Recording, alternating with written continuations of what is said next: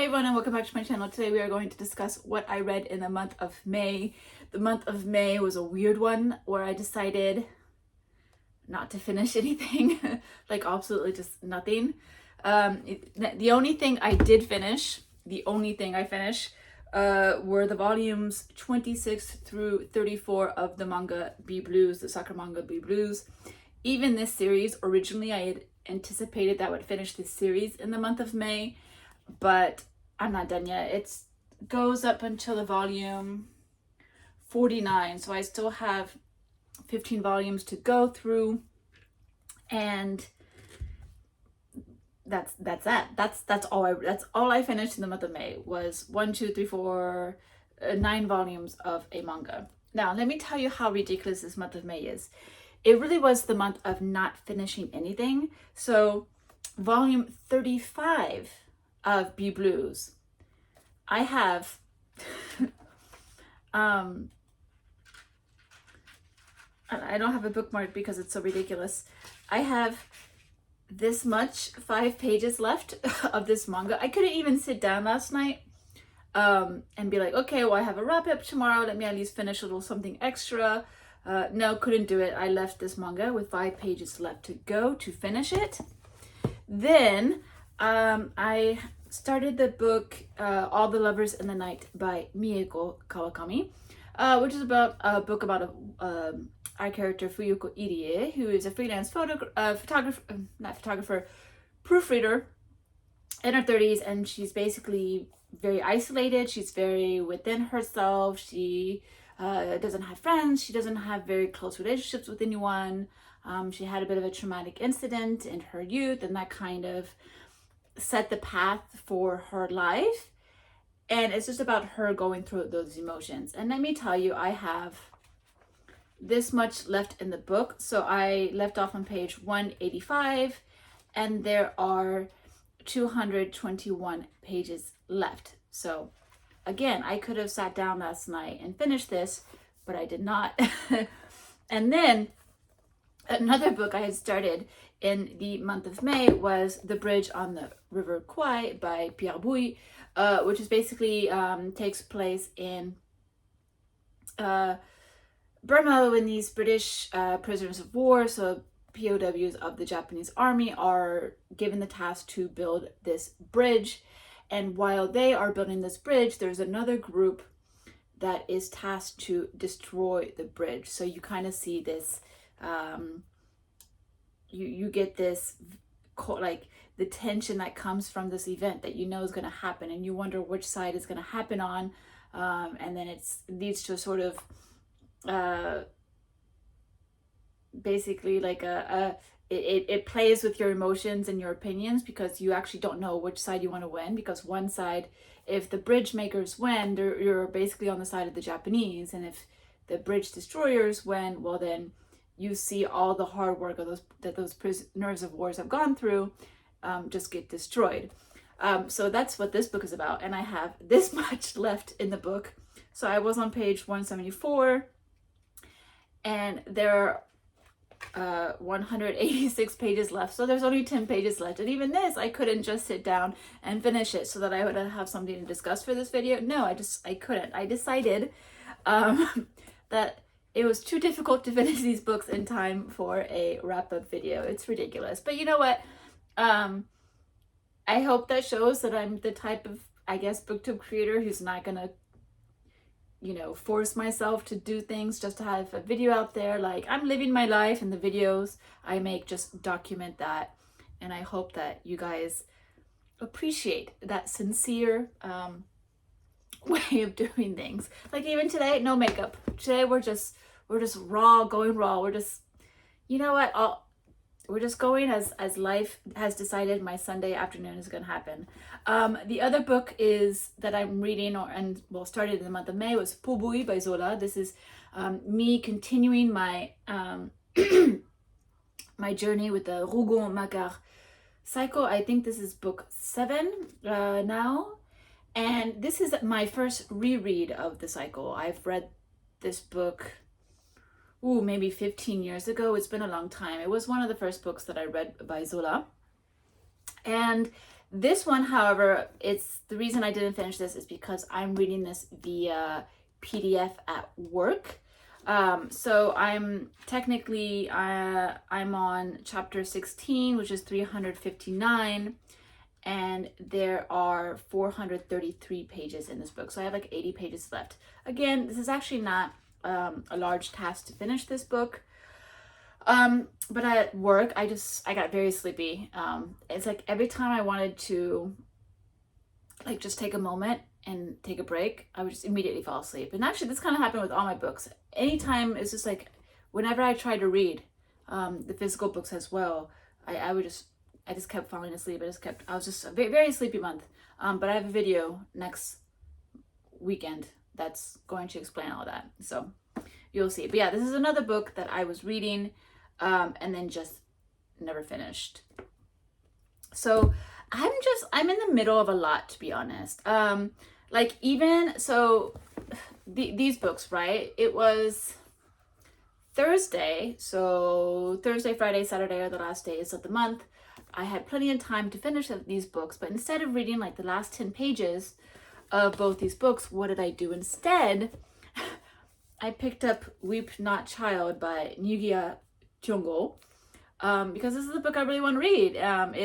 I read this author, his other book called The River Between, and I really loved that book. And apparently I've recently been told, I think this was his, well, it was the first East African novel published in English. I don't know if it's his first novel, but in general, it's the first East African novel published in English. And I had loved his previous work. So I thought, you know what? I think I want to read this now. And so I read the first 5 pages just to get a feel like, am I in the mood for this? And the answer is yes. But the only issue is, again, I was so sleepy that like I started reading this, and even though I was enjoying it and I was ready to like commit to this book, I started falling asleep and then I didn't continue. But this was like on Thursday. I was like, okay, I think that I want this to be the next book. But it's ridiculous because I had other books to finish that I should have finished before starting this. So that's where I'm at with this. Speaking of which, coincidentally, the author just passed away yesterday. So the timing of this is kind of crazy when you think about it. But this is an author that definitely go check him out, because his books are, well, I've only read one, but that book was so beautiful. And the beginning of this book has already moved, like I already know it's going to go into that like beautiful direction again. So I'm quite excited. So definitely an author you need to check out. You'll probably finish the book before me, to be honest. But like, it's just, I'm in the middle of so much. There are so many books you have no idea behind the scenes that I've sort of put aside without any intention of like DNFing them or without any intention of not picking them up again. It's just not picking them up again. Here's another book I'm guilty of, to naり町戦争, that by Miyazaki Aki, that I've been reading off and on for like 5 months now. It's ridiculous. I mean, initially I even started reading this in 2015 and then I stopped it because I was struggling. But on the pickup, I haven't really been struggling that much. Although there's a lot of bureaucracy terminology that I have discovered I'm weak at. But I read like 10 pages this month of this just to sort of get back into it. And again, I'm enjoying it, but this is slow progress for no apparent reason, just no apparent reason. But I'm on page 148 out of 270. So I still have a ways to go with this one, even though I'm really enjoying it. It's a really great Japanese sci-fi that's really got a great premise, and I really want to know how it ends. So it's really stupid. It's so stupid that this is just keeps getting put off on the side and I haven't finished it.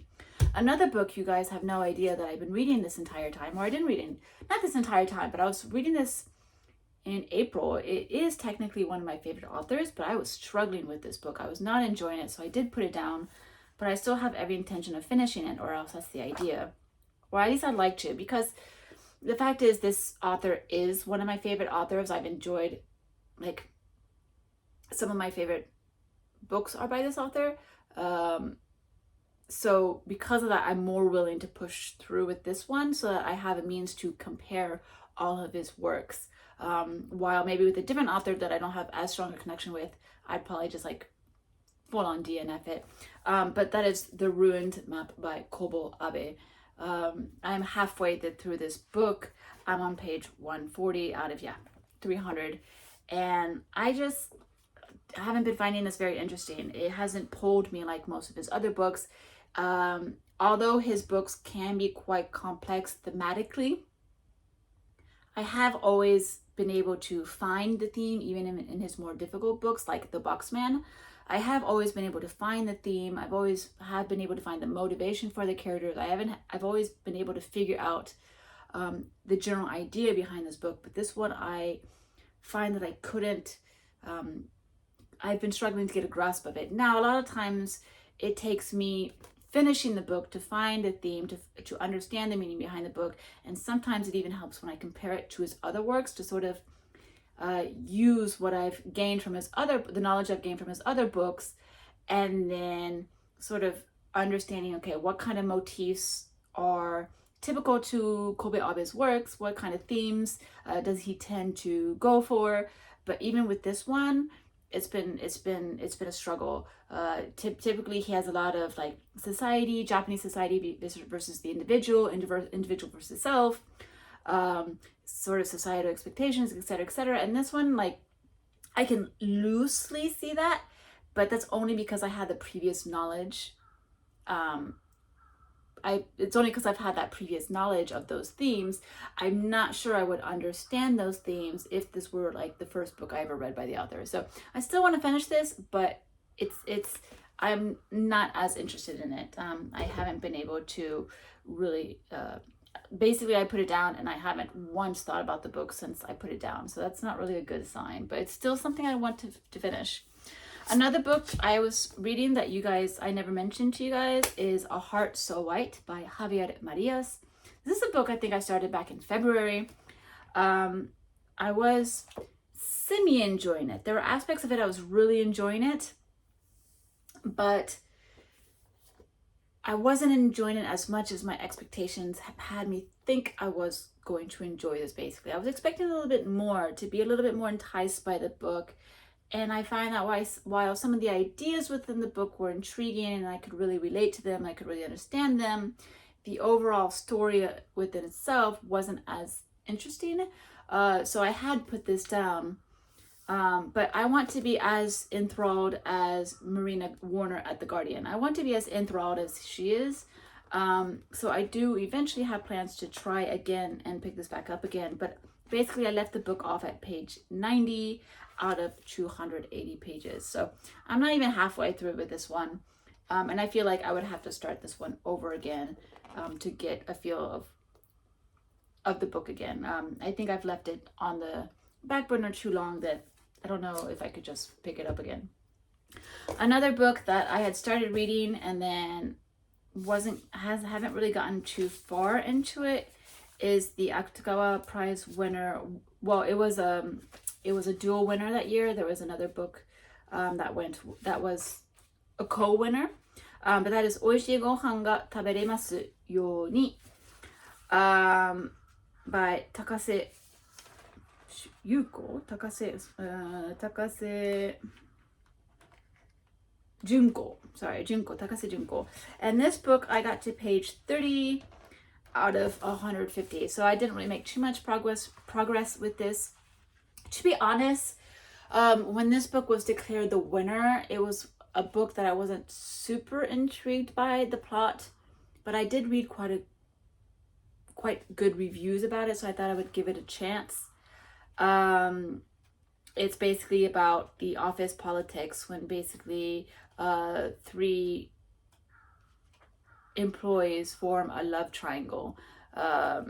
So I liked the idea of exploring Japanese society within the workplace, which is an environment, it's in a setting that I haven't read much about. So that intrigued me, but the characters and the plot itself weren't drawing me in as much as I wanted to. But that is kind of along my expectations of this book when I first heard it was a winner. So technically still reading this, but also not. So we'll see where things go with that. Another book in the Japanese range that still I plan on finishing, and it's just gotten ridiculous because now it's been released in its English form. Everyone is reading it in the English, and they're beating me. Not that it's a competition, but technically I was first. Technically, I introduced this book to you guys first, you know. But that's the book Hunchback, which is a fascinating book. It's really good, and it's right up my lane in terms of books that I enjoy reading. Oh my gosh, I don't even have the bookmark in here anymore. What happened? Oh, it fell out. Oh no. So that goes to show where I'm at with this book. I don't know. There's a mental block going. That's all. There's a mental block going. And then another book that I think is quite sad. That's where I'm at. Romance of the Three Kingdoms. The one of the major 4 Chinese classics, which is supposed to be me continuing this journey of reading the major Chinese classics. I'm on page 200. I'm on page 200 out of the first volume that is 700 pages. There's another volume which is the same length. But yeah, I've read 200 pages. But this is a little dry, to be honest. Romance of the Three Kingdoms, I was surprised. I was hoping to be pulled into the story like I was with The Water Margin, but The Water Margin is very charming. It's very funny. It has really great characters. It has a really good story that pushes it along. But this is kind of dry, to be honest. So I was actively reading it, but then once I put it down, because I think I went on a sort of a mini trip and this book is too big to carry with me, so I read something smaller. Once I did that, I followed that train of thought, and then I never came back to this. So this is again a book I need to come back to, because it is drier than I was hoping, but it's still a book that I'm very much interested in, and I was still enjoying it, even if it wasn't the writing style I was hoping it would be. But this is also quite sad. Like, I really want to read this. So that's where we are. That's a lot of books I'm in the middle of that I've sort of put to the side, abandoned, not finished, still plan to finish. I think I'm just in a funk, I guess. I'm in a bit of a funk. So that's where we are. That is my wrap up. I did manage to make this a long video somehow by talking too much, even though it could have been like, I read manga and then that was it. So yeah, that's what it is. That's how the cookie crumbles, as they say in the United States. That's how it is. So anyway, thank you so much for watching, and I will see you guys in my next video. Bye.